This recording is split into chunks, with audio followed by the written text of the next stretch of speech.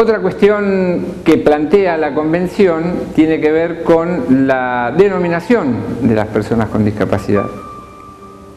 Cuando nosotros nombramos, cuando utilizamos la palabra, construimos el mundo. Cuando denominamos a las personas en situación de discapacidad con conceptos falsos como incapaz, como minusválido, como discapacitado, que es peyorativo, como lisiado, como impedido, realmente estamos construyendo eso, un incapaz. Cuando nosotros utilizamos conceptos cómplices como necesidades especiales, cuando utilizamos un concepto cómplice como capacidades diferentes, estamos construyendo justamente eso. Capacidades diferentes tenemos absolutamente todos. Necesidades especiales, cada uno tiene una necesidad especial. Mi necesidad especial es que Racing haga un buen campeonato este año. No sé si vale, pero bueno. La expresión legítima que queda establecida en la Convención y que es aceptada en forma universal es persona con discapacidad. Así todo, persona con discapacidad no deja de poner el acento en que la discapacidad la tiene la persona. Ustedes fíjense que aquí hay una contradicción con el modelo social de la discapacidad. En este sentido, son muy interesantes los trabajos que realiza la Universidad Nacional de Colombia, en la sede de Bogotá, con respecto a la denominación. Es decir, tomando elementos de la psicología, la Universidad Colombiana lo que marca es personas en situación de discapacidad, que ya es una denominación que se utiliza, por ejemplo, personas en situación de pobreza. La pobreza es una cuestión creada por la sociedad, lo mismo que personas en situación de discapacidad. Si nosotros nos remitimos al modelo social de la discapacidad, que es el contexto que discapacita, esta denominación de persona con discapacidad no condice con ello, ¿no?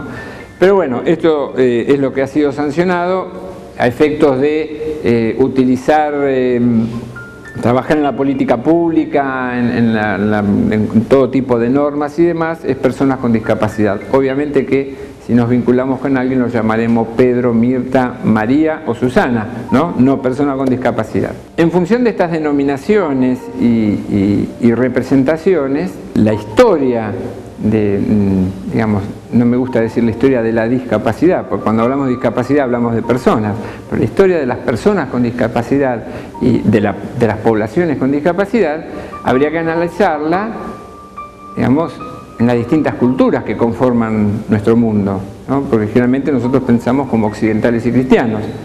Muy distinto es lo que sucede en los pueblos orientales, ya sea árabes, de la cultura árabe, con los chinos, con los mismos pueblos originarios nuestros, en donde la discapacidad tiene una alta prevalencia por consanguinidad. Hay una cuestión cultural en esto, y además hay un ocultamiento, si bien en el caso de la discapacidad mental, digo, a esto me estoy refiriendo, en nuestra sociedad, mismo acá en Buenos Aires, pero se da de manera más manifiesta a medida que nos vamos alejando de las grandes capitales, y ni que hablar en los pueblos originarios, hay un ocultamiento, pero ocultamiento en algunos casos hasta en contra de la misma dignidad de las personas, de tenerlos hasta en un gallinero, de no sacarlos nunca de la casa, no tienen posibilidad de sociabilizarse, es decir, de tener la vida en igualdad de condiciones y oportunidades que cualquier otro. Acá hay cuestiones culturales que pesan. Recordemos en la antigua Grecia, Esparta, los espartanos eran guerreros por naturaleza, entonces el ideal del hombre espartano era fornido, atlético, fuerte, luchador, inteligente, y bueno, cuando nacía alguna persona con discapacidad o quedaba discapacitada en algunos casos, después de alguna lucha era candidato a que lo arrojen de la montaña más alta, porque no servía a los intereses de esta construcción. Esto también en nuestra sociedad y en nuestra cultura occidental y cristiana, y que adopta un sistema capitalista, también está muy presente. Porque hablemos del trabajo, por ejemplo.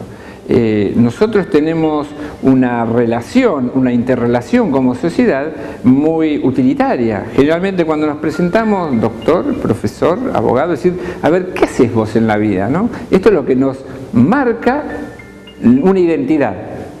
Como nosotros somos los que construimos esta normalidad, en donde excluimos a la persona con discapacidad por las razones que ya expresé, ¿cuál es la representación? Una vez más, aquel que tengo que asistir. Como esta es una sociedad capitalista, y en esta sociedad capitalista triunfa aquel que más saberes, más habilidades pudo tener, digo, las personas con discapacidad que no tuvieron la oportunidad de incorporarse y desarrollar estos saberes y estas capacidades, quedó afuera. No me remito solamente a los espartanos, donde la cuestión era más trágica, pero es menos trágica una persona que no tiene la oportunidad de desarrollar todo su potencial, de poder ganarse su sustento como cualquier otro y ser tan o más feliz que cualquier otro.